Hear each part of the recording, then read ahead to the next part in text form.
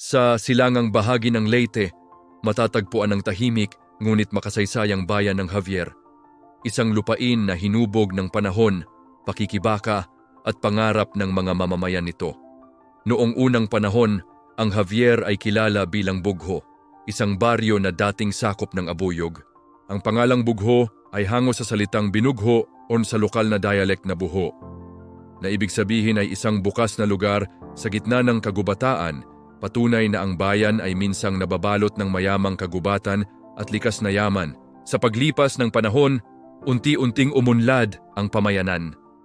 Dumami ang naninirahan, umusbong ang agrikultura, at naging sentro ng kalakalan sa silangang bahagi ng lalawigan.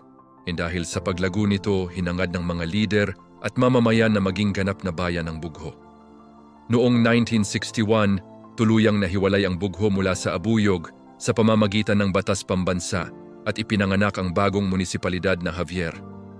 Ang pangalan nito ay ipinangalan kay Daniel Falcon Javier, kilalang lider sa lugar na naging instrumento sa pagkakatatag ng bayan.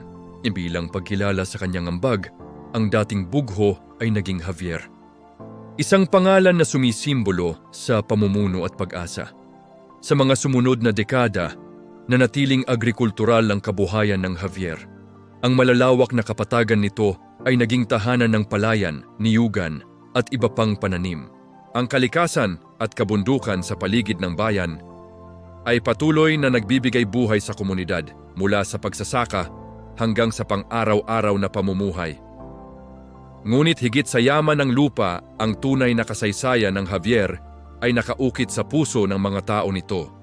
Ang kanilang katatagan sa harap ng unos, ang pagkakaisa sa panahon ng pagsubok, at ang patuloy na pag-asa para sa hinaharap. Mula sa pagiging baryong Bugho hanggang sa pagiging ganap na bayan ng Javier, ang kasaysayan nito ay kwento ng pagbabago at pagkakakilanlan.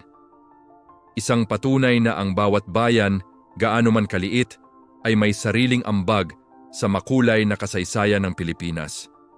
Javier, Leyte, isang bayang isinilang sa kagubatan, hinubog ng kasaysayan at patuloy na umuunlad sa paglipas ng panahon.